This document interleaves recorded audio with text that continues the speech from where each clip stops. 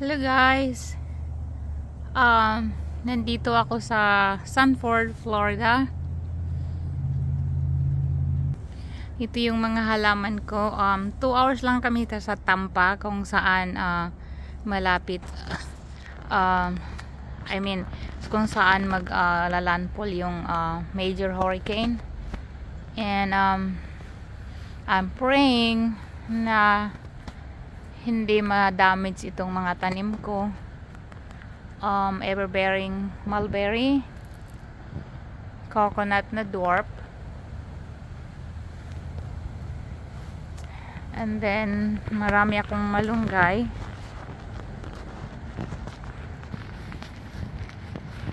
Ito na, mumulak na to. Nag-flower na siya. Balimbing. At itong sampalok, marami na siyang flower. At may mga pods na rin siya sa taas. So hopefully na hindi siya malaglag. Praying kasi matatamaan din kami ng hurricane dito. So as of now, hindi pa siya masyadong makulimlim. Wala pang ulan. Ito yung purple kaimito ko. So praying na safe sila.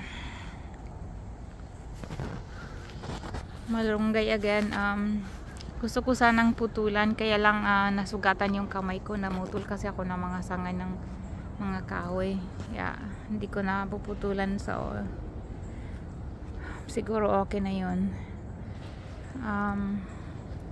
Jackfruit, and then malunggay ulit.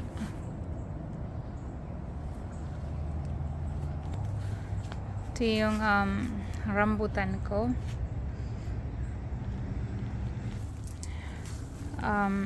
Lansones, galing pa to sa Thailand tong lansones ko.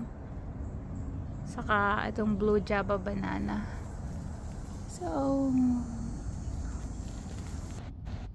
lamansi.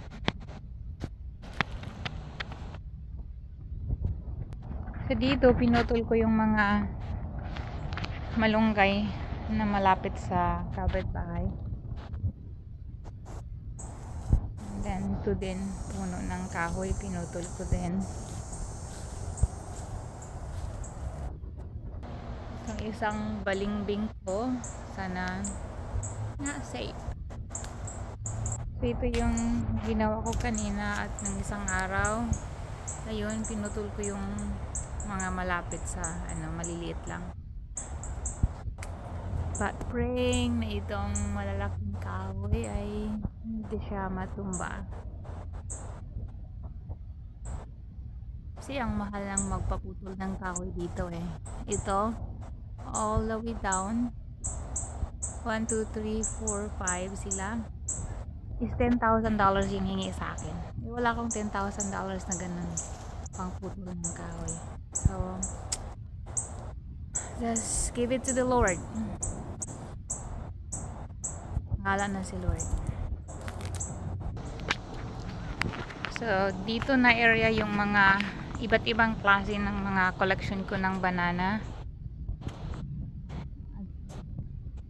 Saka mga sweet potato. Ito siya, saging saba. And then saging tundan. May santol ako dito. Tatlong puno.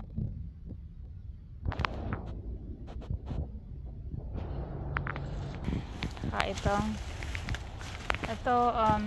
saging na to, Chloe Tani from Vietnam. So variegated yung puno niya pag lumaki na siya, at pati rin yung dahon niya pag lumaki na, pati yung bunga niya. Ito yung another na puno ng sample ko.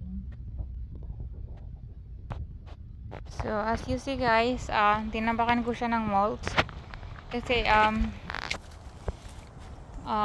mulch mag-hold siya ng moisture sa lupa kasi sandy, very sandy kasi dito sa Florida eh. Hindi ka makapagtanim dito pag hindi ka magtambak ng lupa, and then tambakan mo ulit ng ng mulch. So ngayon lang ang lumaki tong mga banana ko dahil tinambakan ko na ng mulch. Ito rin yung isa kong santol. Then yan puno ng Morocco na banana. Then yung isa malaki, saba siya. So dito magtanim pa ako ng maraming puno ng saging tundan dito kasi magta-thrive sila dito sa yung maganda yung tubo nila sa tundan dito sa Florida. Hindi siya mamamatay sa init at saka sa lamig.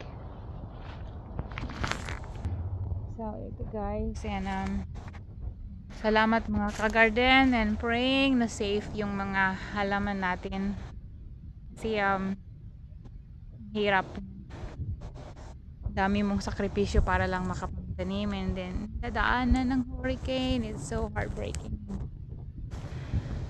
Tapos after sa hurricane lalamig na naman, so oh my god, yung tanim ay stress reliever talaga siya sa akin. So praying talaga na hindi madadamage yung mga tanim ko. So thank you guys for watching. I update you after sa hurricane kung anong nangyari sa mga plants ko, kung na-damage ba siya o wala. Thank you guys, have a blessed day, be safe all Floridians, and praying for everyone. Bye.